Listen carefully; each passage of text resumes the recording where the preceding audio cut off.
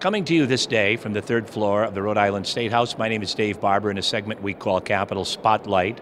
We'd like to put the spotlight on a member of the General Assembly and discuss some of the things that are of concern to them, issues they're working on, and how it might impact you, the Rhode Island citizen. It gives me a great deal of pleasure to welcome back a gentleman we've interviewed before, although I think that beard might be new. I welcome back the Honorable State Representative Jan Malik. Representative, it's great to see you. Thank you, Dave. Yeah, it's a new look. Well, you look great. You look like you're in good shape, and you look very fit, and I know you've been very busy. And you've been getting a lot of media attention today about this legislation that you'd like to see sales tax not reduced, but eliminated in Rhode Island. Is that possible? I don't know if it's possible, but we're going to talk about it. I mean, we have talked about other issues in this state, about the income tax, raising it, lowering it. We also, last year, we looked at the casino problem that we had. Massachusetts casino, putting a casino in Mass. Rhode Island, we're going to put a casino in now. Guess what? The second largest revenue that we get is from sales tax. We never look at that issue. The only time we look at the sales tax issue is when we want to broaden the sales tax, not lower it, but broaden it. Now it's time to look at this, especially now with Governor Patrick's proposal in Massachusetts, lowering it from 6.25 to 4.5%. If he does that, it'll be devastating for the two communities I represent. And if you remember last year, Dave, when the governor made the proposal about raising the restaurant to 1% more, I was very adamant with that. And not only that, but you make a good point too about your community that you represent. You're also a small business person that charges sales tax. Yes. And when your sales tax that you're selling to your customers is a disadvantage compared to some of the neighboring communities, that then can get in your wallet and affect your small business. Oh, there's no doubt about it, and it has. Over the last 2 years, I've been in business 30 years. 28 years, I always grew. The last 2 years since Massachusetts repealed it, 2 down years. So, I mean, that is something that has to be looked at very serious. You know, anything in life, we have to be competitive in this state. And it's somehow, I don't know why, they just don't get it up here. Well, but here's the $64,000 question.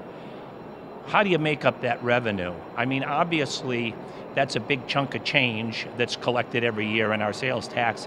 If you took that down to zero, we're talking hundreds of millions of dollars? Correct. But I mean, we can stop first. They estimate that we could maybe receive around 20,000 more people going back to work from this instance. That's big numbers. So that's what, they're bringing up income tax. Also to get people off maybe the unemployment, the welfare rolls and stuff.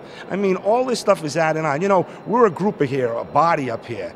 Let's get a think tank together and see how we can do this by not affecting as many people. Well, and you sit on the House Finance Committee, a very important committee that looks over many different financial aspects of our state. You know, just coming off a recent Super Bowl, has anybody ever tossed around the idea here in Rhode Island about sports betting, justifying and legalizing sports betting as a way of generating revenue? Yeah, I think they have. I think there was a bill put in a few years ago, but that's a process that you have to go through the federal government for. I mean, there's all different ways, and I hate to tell you, you'd make a hell of a politician. You're trying to generate money from gambling. I mean, any way we can generate any type of money up here, we love that. Well, listen, you know, gambling does pretty well for us in Rhode Island, or at least it has done it, although we may soon have Massachusetts nipping at our heels. When they get into the business, we know what Connecticut has taken out of this market for a long period of time.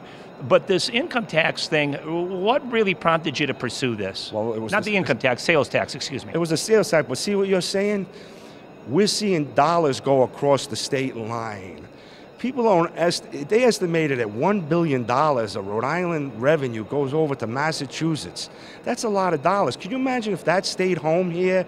And can you imagine if we could have businesses open up in Rhode Island, in the Attleboro district, or Route 6 in Seekonk. They're opening up in East Providence, the Pawtucket area. That generates money for the towns with property tax and stuff. So it's a big picture here. If we can lower the sales tax to try to find the people to come back to shop where they belong in Rhode Island. And can you imagine if people from Massachusetts come over the border and shop, or Connecticut to shop in Rhode Island? It's win-win-win. Maybe some of those Rhode Island businesses would be hiring people. They would be hiring people. people and maybe growing instead of going out of business the way they are now. Well, listen, Representative Malik, I thank you so much for talking about this very creative, yet certainly controversial idea of the elimination of sales tax in Rhode Island. You've always been very gracious with us, and I thank you for taking time out to speak with us. No, I appreciate that, Dave. But let me say this, the last thing. Remember, this tax here, if we eliminate the sales tax, it's for the rich and the poor. Everybody pays sales tax in the state of Rhode Island. It's going to help on everybody. So I won't hear it from the conservative side that I'm helping one side out, or the progressive liberals up here that I'm not taking care of the poor people. It's to help everybody. Well, I don't know anyone who, if you ask them at point blank face value, do you want to pay zero sales tax, wouldn't like that idea.